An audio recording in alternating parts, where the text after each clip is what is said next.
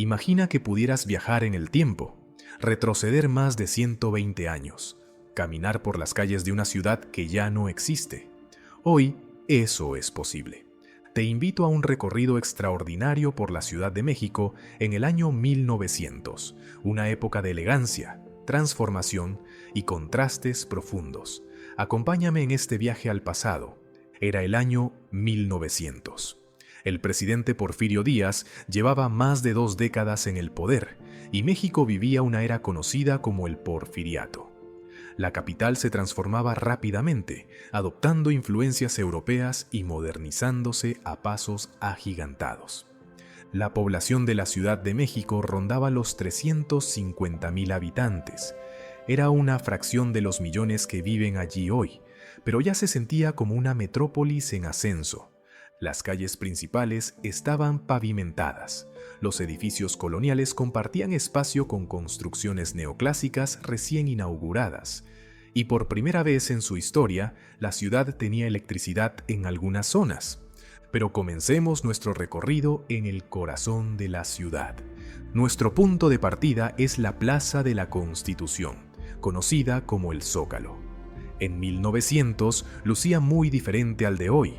En el centro de la plaza se alzaba un quiosco morisco de hierro forjado, traído especialmente de Europa. Los jardines estaban cuidadosamente diseñados con caminos circulares y vegetación exuberante. Era un espacio elegante, diseñado para pasear y socializar. Alrededor del Zócalo, los edificios ya conocidos nos rodean. La Catedral Metropolitana domina un lado de la plaza con su imponente presencia barroca. Del otro lado, el Palacio Nacional, residencia y oficina del presidente Díaz. Pero hay algo que falta. No verás el asta bandera gigante que conocemos hoy. No hay manifestaciones políticas. El Zócalo de 1900 era un lugar de encuentro social, no político. Los domingos, las familias adineradas llegaban en sus carruajes. Las mujeres llevaban vestidos largos con corsés y sombreros elaborados. Los hombres, trajes de 3 piezas y sombreros de copa. Era el lugar para ver y ser visto. Desde el Zócalo, caminemos por una de las calles más elegantes de la ciudad, la Avenida Plateros. Hoy la conocemos como Avenida Francisco I. Madero. En 1900, esta avenida era el escaparate del lujo mexicano. Aquí se concentraban las joyerías más finas, de ahí su nombre, Plateros, por los plateros que trabajaban la plata. Pero también encontrabas boutiques francesas, cafés elegantes y librerías importadoras. Los edificios eran de 2 o 3 pisos, con balcones de hierro forjado y fachadas neoclásicas pintadas en colores pastel. El pavimento era de piedra. Escucharías el sonido constante de los cascos de caballos golpeando el suelo. Los tranvías eléctricos recién se habían inaugurado 2 años antes y ya circulaban por esta avenida, causando admiración. Los tranvías eran de madera, pintados en colores brillantes y tenían capacidad para unas 40 personas. Costaban 5 centavos el boleto, un lujo que no todos podían pagar. Ahora dirijámonos a la joya de la modernización porfiriana, el Paseo de la Reforma. Inspirado en los Campos Elíseos de París, el Reforma era el proyecto más ambicioso del presidente Díaz. Un bulevar ancho, arbolado, con glorietas circulares donde se erigían monumentos a los héroes de la independencia. En 1900, el monumento a la independencia todavía no existía. Eso llegaría 10 años después. Pero sí había otros monumentos más pequeños, y lo más impresionante. Las primeras mansiones estilo europeo comenzaban a construirse a lo largo del paseo.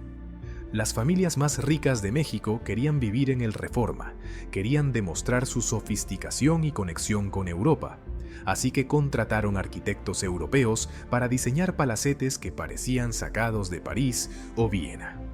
Los domingos por la tarde, el Reforma se convertía en un desfile de elegancia. Las familias paseaban en sus carruajes tirados por caballos de raza. Era una tradición, el paseo dominical.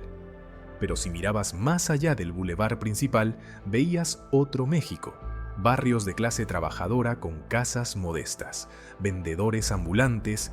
La desigualdad era evidente. Nuestro siguiente destino es la Alameda Central, el parque público más antiguo de la ciudad. En 1900, la Alameda era un oasis verde en medio de la ciudad. Tenía fuentes ornamentales, esculturas neoclásicas y senderos perfectamente trazados. Los árboles eran fresnos y sauces que proporcionaban sombra generosa. Aquí sí encontrabas una mezcla social más diversa. Sí, las familias adineradas seguían dominando los domingos, pero entre semana venían estudiantes, empleados, sirvientes en sus días libres. Los vendedores ambulantes ofrecían aguas frescas, tamales y dulces típicos. Los organilleros tocaban música en las esquinas, esperando monedas de los paseantes. En las bancas, parejas jóvenes conversaban bajo la mirada vigilante de sus chaperones. Las normas sociales eran estrictas. Una mujer soltera no podía estar sola con un hombre sin supervisión.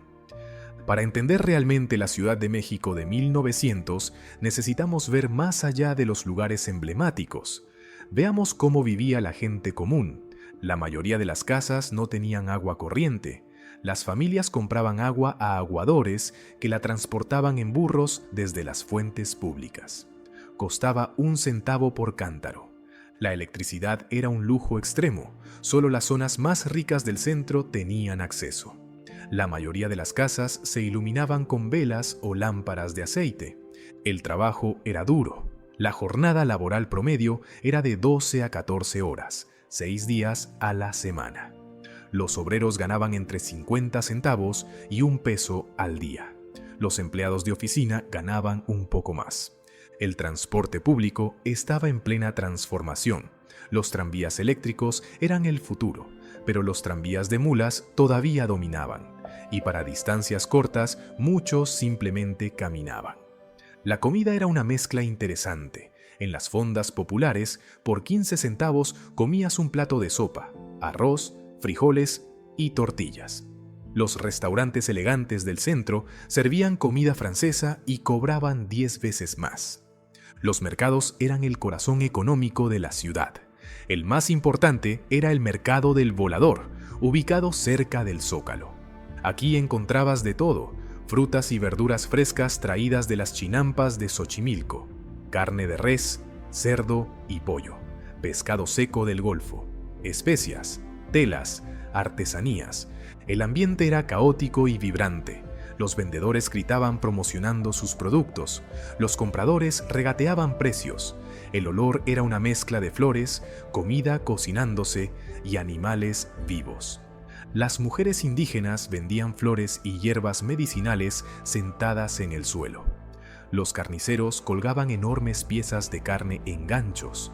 Los panaderos ofrecían pan dulce recién horneado. Para las familias adineradas, los sirvientes hacían las compras.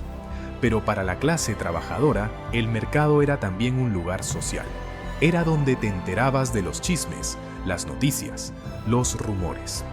La Ciudad de México de 1900 era una ciudad de profundos contrastes.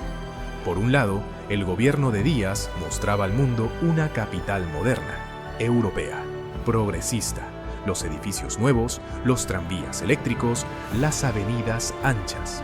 México quería ser visto como una nación del primer mundo, pero por otro lado, la mayoría de la población vivía en condiciones difíciles. La desigualdad era extrema. Las comunidades indígenas enfrentaban discriminación sistemática. Los trabajadores no tenían derechos laborales. Esta contradicción alimentaría las tensiones que, una década después, estallarían en la Revolución Mexicana. En 1900, pocos imaginaban que el sistema de Díaz estaba al borde del colapso. La ciudad parecía próspera y estable, pero bajo la superficie, las grietas ya estaban formándose. La Ciudad de México de 1900 era una ciudad en transición, atrapada entre su pasado colonial y su ambición de modernidad, entre la elegancia de sus bulevares y la pobreza de sus barrios obreros, entre lo mexicano y lo europeo. Es una ciudad que ya no existe. Los edificios han sido reemplazados. las calles repavimentadas, los tranvías de mulas olvidados. Pero podemos caminar nuevamente por sus calles, podemos sentir su atmósfera, podemos entender mejor de dónde venimos. Gracias por acompañarme en este viaje a través del tiempo. Si te gustó este recorrido, déjame saber en los comentarios qué otra ciudad o época te gustaría visitar. Nos vemos en el próximo viaje al pasado.